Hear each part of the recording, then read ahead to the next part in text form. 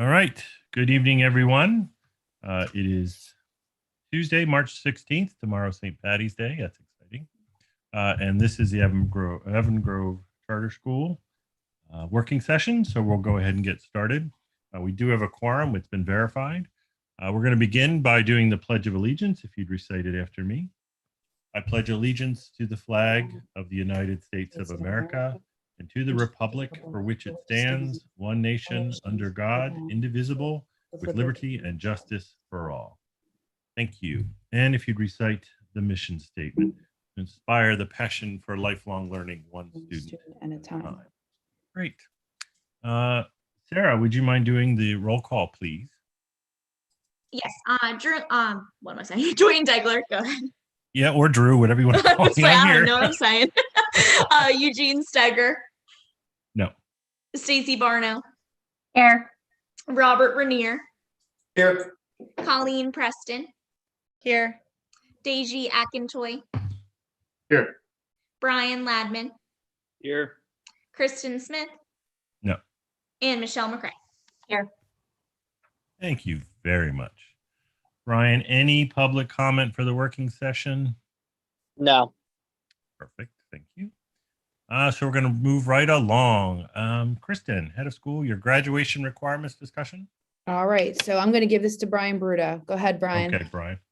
So I had sent out an email, I guess it was last week, just giving a heads up that we were going to talk about this and some things that we're seeing that kind of need to be discussed probably at the board level on where we would want to go with this. So in May of 2019, we passed and updated the graduation requirements policy 2017 after working over really the entire school year to revamp that and look at our requirements and a whole host of things, from future ready index requirements to college and career readiness artifacts in the portfolio and community service hours. And one of the provisions that we wrote into the graduation requirements was this. It was about high school courses taken in middle school.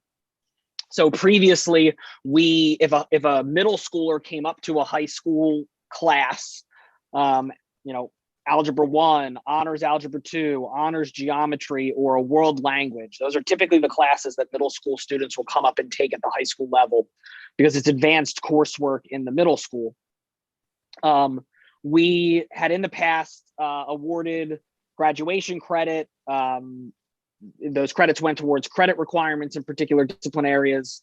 It factored into kids' GPAs and showed on their transcripts. But then if you were on the board around that time, you'll remember us talking at length in multiple meetings about students not being eligible for some college admissions because the requirements that many colleges were looking at were coursework taken only during grades 9 through 12. And if any coursework was taken prior to that, they didn't take that into consideration for their admissions requirements. So we saw in particular world languages being an issue and some math. But you saw students taking Spanish 1 in 9th grade or in 8th grade, Spanish 2 in 10th grade.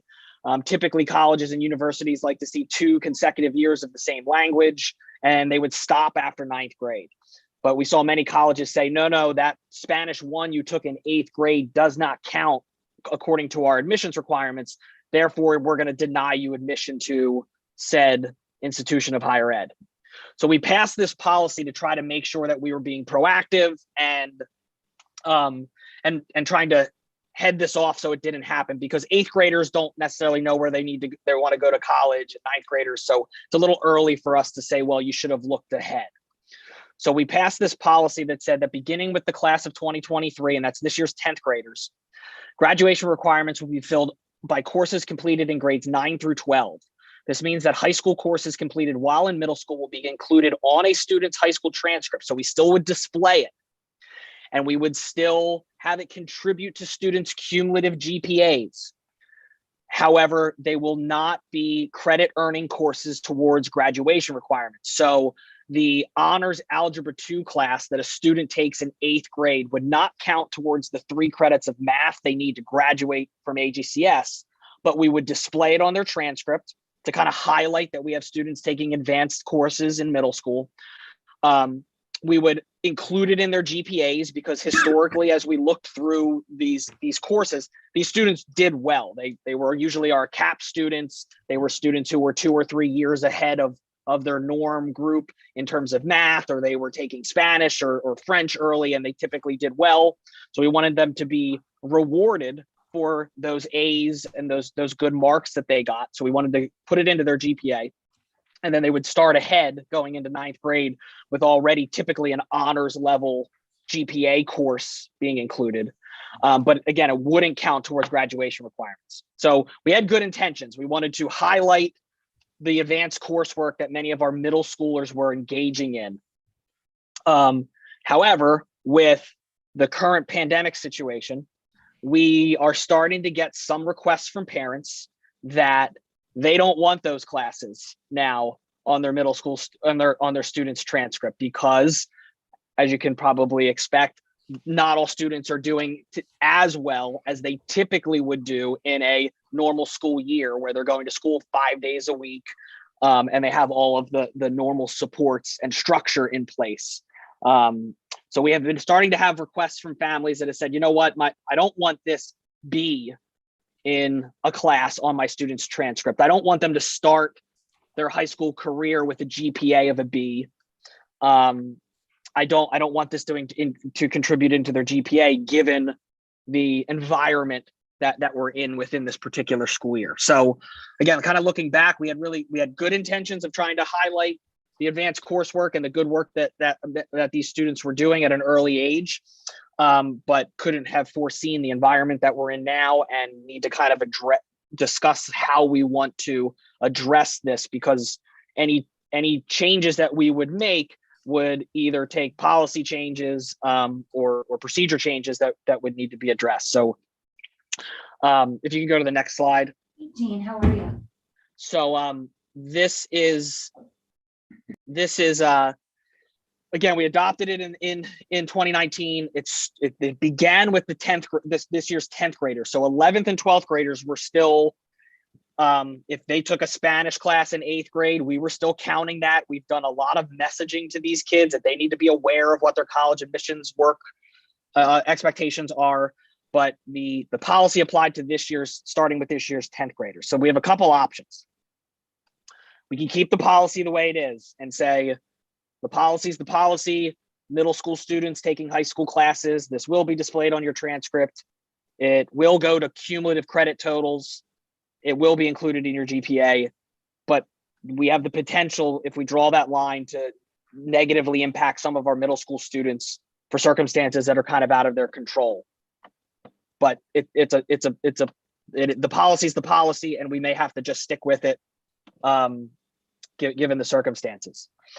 The second option is, and I've worked with Jen Schmidt on this, is we do have the ability to individualize this for the students it would directly impact this year, and individualize what their transcripts would look like for the future. So I could, if a parent said, I don't want this on my student's transcript, do that just for that student. And for students who do want it on their transcript, they could have it on it. So I could leave it open to the individual. We would have to come up with a process of educating the families on this policy and on the options that they have and how they would want to communicate that. But we do have the ability to individualize it. But then I would ask the question, what policy stance do we want to take moving forward? Do we want to keep it how it is right now, where high school classes taken during middle school will display on their transcript, will count towards cumulative credit totals and count towards their GPA? Or the third one would be revisit this policy language and rewrite the policy to really focus that high school transcripts and high school GPAs are only based on courses taken during 9th through 12th grade. I think, you could make the argument that while the original policy was to try to highlight advanced coursework and make that very apparent on students' transcripts, advanced coursework could also just be implied based on what's visible on a student's transcript grades 9 through 12. If they're in honors geometry as a 9th grader, then they would have had to have taken advanced mathematics courses in middle school to have been able to be in ninth grade honors geometry. And then if that route is chosen, when does it begin and how does it apply? Is it a blanket? Is it a blanket applying to all high school students? Is it applying with this year's ninth graders? Is it applying to this year's eighth graders? Is it going back to this policy will not take effect until to start with this year's seventh graders? And how do we then kind of bridge the gap between right now we could have potentially 11th and 12th graders graduating under one set of rules, 9th and 10th graders graduating under a different set of rules, and then it beginning another set of rules for our current middle school students. So just some logistical puzzle pieces to try to work out. So I'm gonna bring this up again, and it's gonna be an agenda item on the strategic planning committee meeting for next week.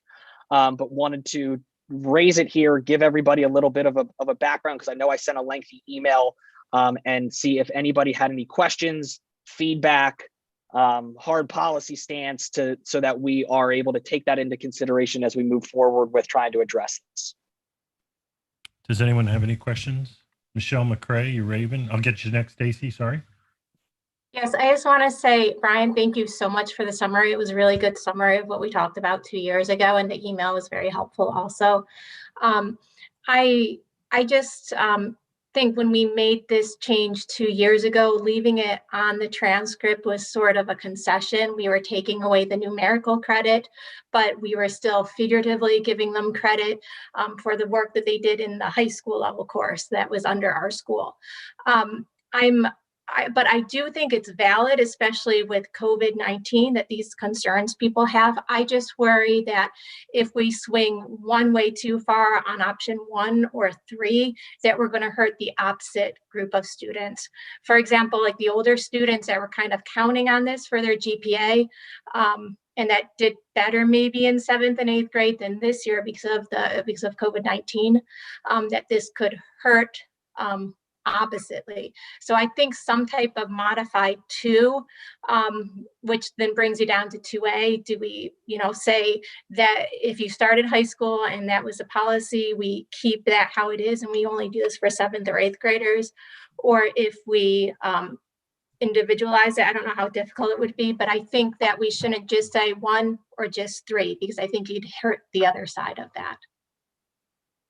Thank you. Yeah, and so what we had said is that the credits wouldn't go, so like if a student took honors algebra or took just language, a world language in 8th grade, that would be credit bearing, but it wouldn't go towards their arts and humanities credits. So that student could then hypothetically graduate with 27 credits instead of 26, because they did get one in middle school, but it didn't meet one of their category requirements.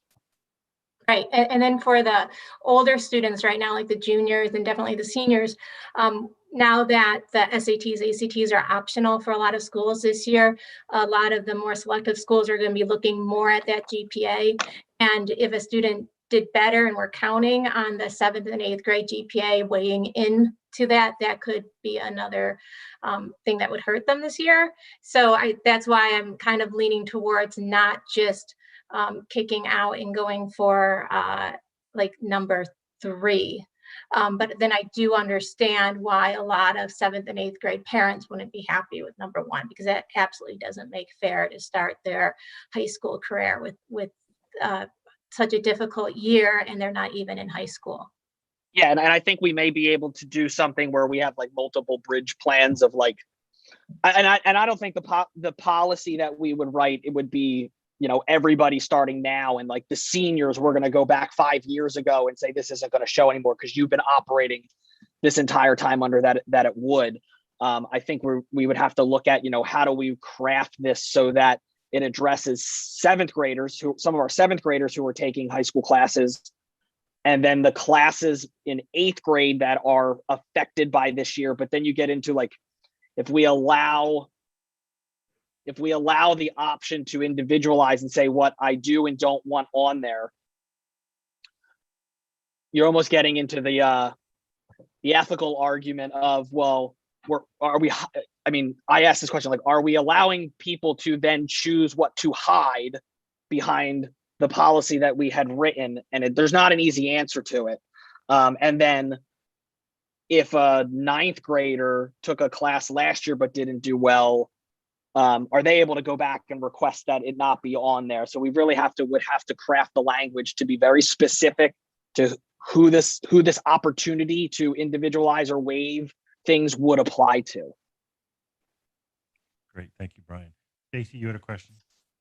Mine was similar to the feedback that Michelle just shared. I would be in agreement, to someplace middle of the road to looking at it, because there's a lot of variables that go into play. And again, I really like Michelle highlighting, that there could be two potential sides where one could significantly benefit from those, and it could impact others where it gave them, a boost or not a boost.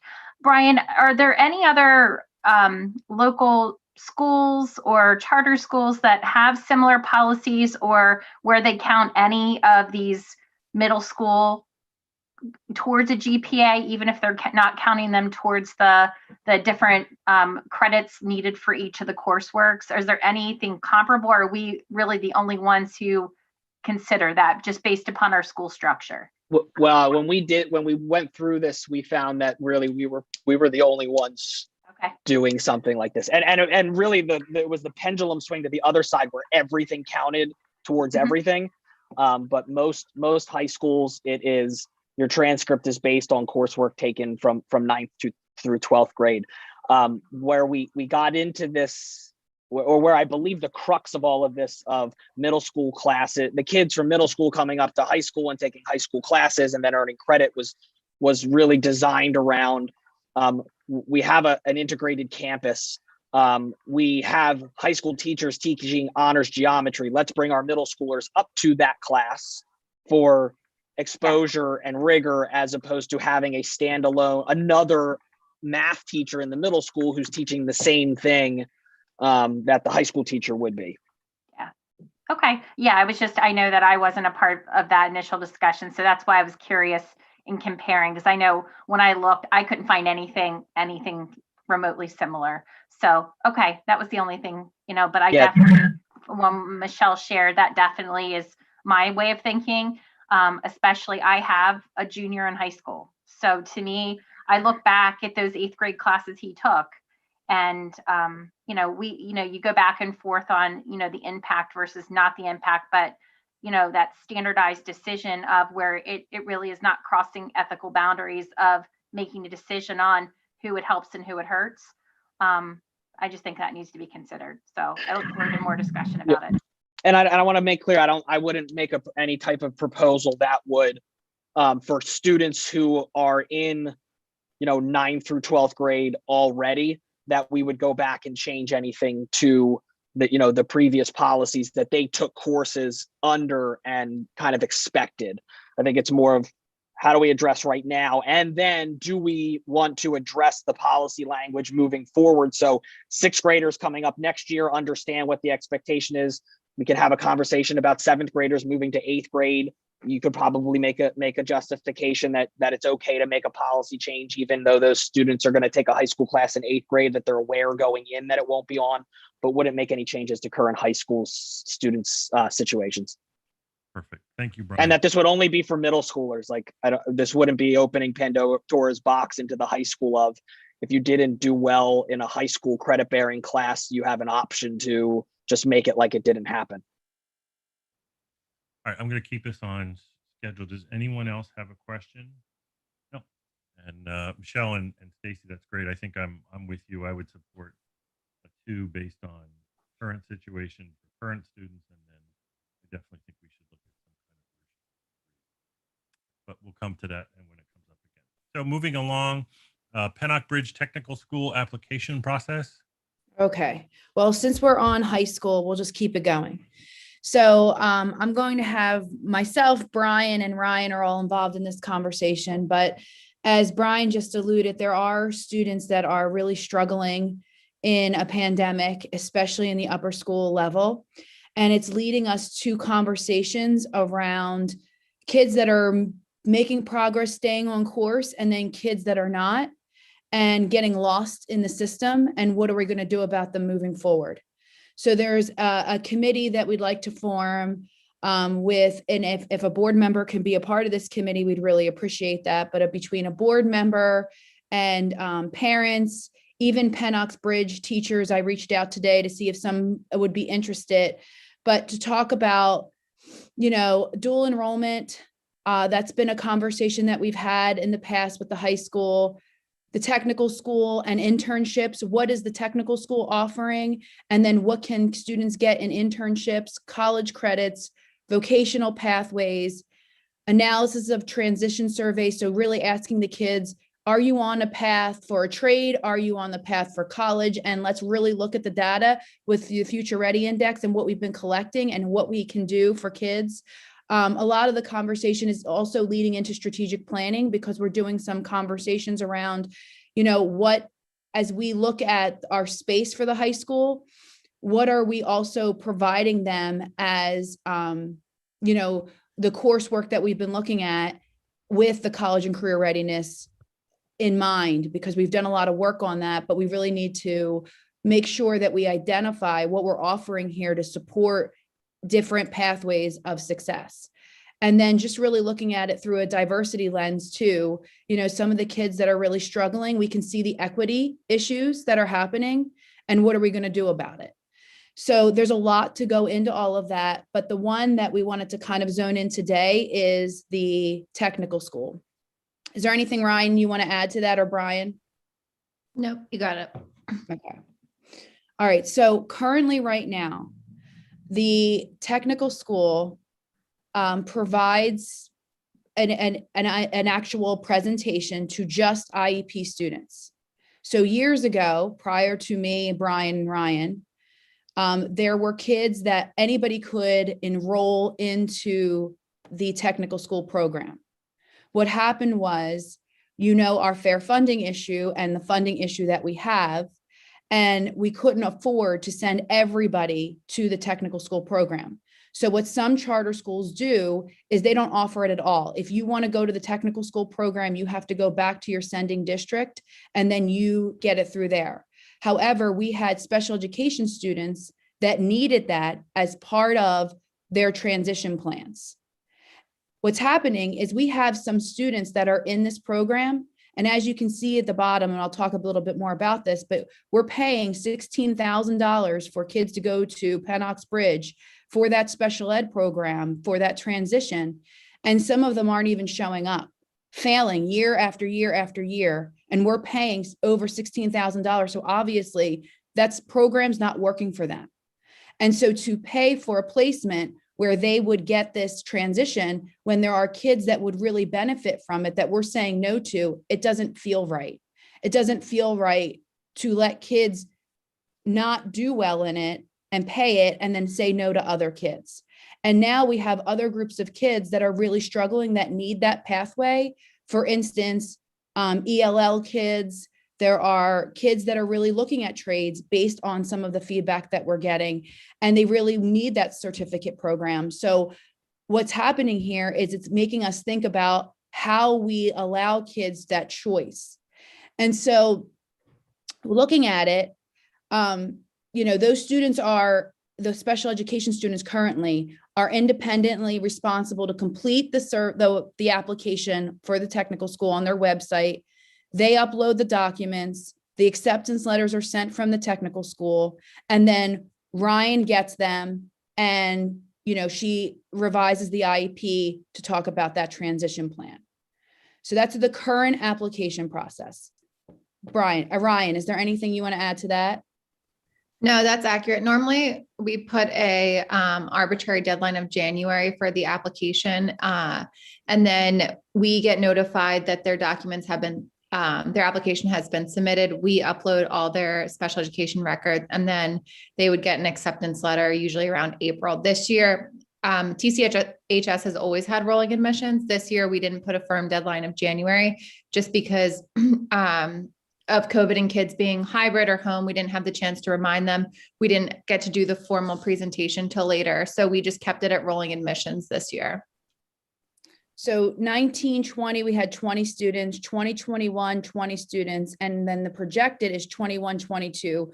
We have 15 coming back, 14 new applications, 10 are special ed and 4 are regular. So in the past, what we have done is say to the regular ed kids, sorry, you're not special ed, so you don't get to go. And then to the 10 special education kids, we say, sure, you can go, but the kids that are still struggling, we continue to pay for, and there's no parameters around attendance, doing the work that we're paying for. So we definitely need to tighten that up, but we also want to visit, what are we going to do with these kids that really need this pathway, and how do we support them? But we also have to be mindful of the cost.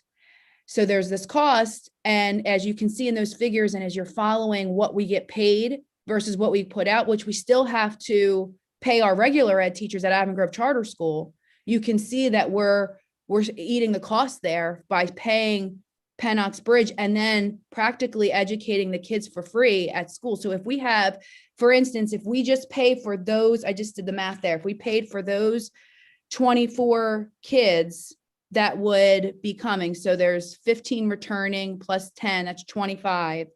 That was over $415,000. And then you have $415,000. And then the regular ed kids, the 4 of those would be 51,000. So if you open it up and you have more than 50 kids, you're talking about, could be $1 million. So, I mean, this is where we come, the high school is expensive to fund, and it's about, but we also we have to be very careful about how we pick, because we want it to be equitable. We don't really want to say no to kids to what they need. And it becomes very, and this is why I went back to, they just decided IEP students were going to go. So there's some options that we have. Obviously, we could do a lottery base where you get in if you get in, and still look at the special education kids based on what their needs are, but we can tighten up the application system here at Avon Grove Charter School and say, if you're not showing up, if you're not participating, you don't get to go anymore. Because I do think that part of it is ridiculous that we would pay money for kids that it isn't working for. The other part we could do is an application system where we say we can afford this many kids, and we come up with a process, a matrix of who we get to send to the technical school and who we don't, or we allow all kids to apply and to be accepted, and then follow the application system of, are you doing the work that you need to do to make it work, and do well at it. So we want to visit this, but this is not going to be something that is an easy conversation. And so we're asking for a student survey to be done, which, Ryan has already put together, which is really to put out there, hey, kids, how many kids are really interested in the technical school program, to really get a good number, form this committee and discuss all of these things, and then come up with a presentation for the board at the next meeting to really lock down who's getting into the technical school by our May board meeting. So this is really just to start the conversation, to look at next steps and discuss how we're going to help these kids during a pandemic pick a pathway and be fair to everybody involved, but also, be reasonable to what we can afford as a school. Excellent. Thank you very much. I was told my mic was low. Is this better? Yeah, that's better. Good. Sorry about that. Does anyone have any questions? Anyone? I think forming the committee would be great. I'd like to help out. Michelle, any interest in that? Yep. Okay. So, Kristen, I think we can support you. I think that would be great. Okay. Ryan, is there anything you wanted to add to that? Because Ryan is the one who really interacts with the technical school program year to year. I want to make sure I accurately portrayed where we want to go with this. And Brian, if there's anything you want to add, I know, equity is really important in this conversation. Mm-hmm. Yeah, I do want to add that the kids that are failing to attend, we do step in and intervene if they have an IEP and have an IEP team meeting and look at different interventions. So I don't want it to sound like we're just letting them flounder there and not changing their placement. So many times we do bring them back or talk about alternative ways. And then the other thing I want to add is for a lot of the transition plans, now that we have internship programs, there are alternate ways that we can look at meeting some of their needs. If the tech school is not successful because of attendance or whatever it may be. So I do feel like we're missing a population of students that would really benefit from attending the tech school, and that they are not included, unfortunately. So I do want to look at how we can fairly, rationalize who does get to attend, and that's fiscally responsible. Great. Any questions from anyone? Brian, did you have any other comments? No, I don't have anything to add. Okay. All right, Kristen, anything else before we move on? Nope. That was it. It was really just to start the conversation. I appreciate the volunteers for the committee work, and we'll start the student survey. Ryan, when did you say you were putting, is that tomorrow? I put a draft together, and I'm meeting with the counselors tomorrow to get feedback on it. I just want to make sure, because I want to use it to drive some of our CCR lessons, our college and career lessons. So I do want to get, while we're getting feedback from students, there's a couple other things that I would like feedback on from a transition standpoint. So we'll get that finalized tomorrow and send it to the students within the next week. So, and then once we get some of that survey data, we'll schedule a committee meeting and see, how we can schedule meetings until that next board meeting and put something together for you at the next board meeting. Excellent. Great. Okay, moving along. Donna, I think this is going to be you. Oops, I'm sorry. I forgot. I missed one. Sorry. Resolution 2021-08 community service hours. I apologize. I missed that one. So this is just for discussion or any questions before tonight's board meeting, where we would be asking the board to vote on the resolution that's included. It is basically providing our current seniors for the class of 2021 a waiver for their required community service hours as part of their graduation requirements, mainly due to over the last year them not being able to, some not being able to adequately or safely conduct their community service hours.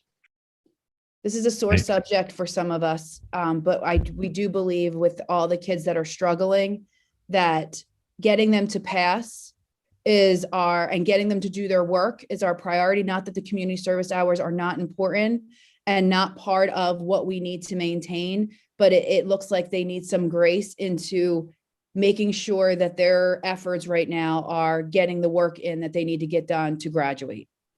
Yeah, I don't think you have any issue with that. I think they need that. I think that's great. Any questions on that from the board? No. All right. So now we can move on. Sorry to Donna and policy. That's okay. That's okay. So for this month, we're presenting several policies to the board for their 30-day review and comment. All the policies have been reviewed through legal, and I'll go through them to let you know whether it's a policy update or whether it's a replacement policy from a new policy that's been posted to board docs. So our first policy is in finance 4006, the pupil allotment tuition income policy. This is a policy update for the cyclical review, and it's being presented to the board for review. Next policy again is finance 4016, payment of bills. This is a policy replacement. It is a board docs policy. And with the board's passage of this in a month, we will be rescinding the old AGCS payment of claims policy. The next policy, again, finance 4017, the finances policy. It is an AGC policy that's up for cyclical review. Moving on, we have another finance policy 4018, a student activity fund. This is a board docs policy that we did not have a student activity fund. We had a student activity fundraising. So Stacy reviewed this, and we're moving forward with presenting this to the board for their consideration. Next up, we have finance 4024, taxable fringe benefits. This is a board docs policy that's being presented to the board for review. Next up, we have Finance 4009.1. And this is an AGCS policy that is up for cyclical review.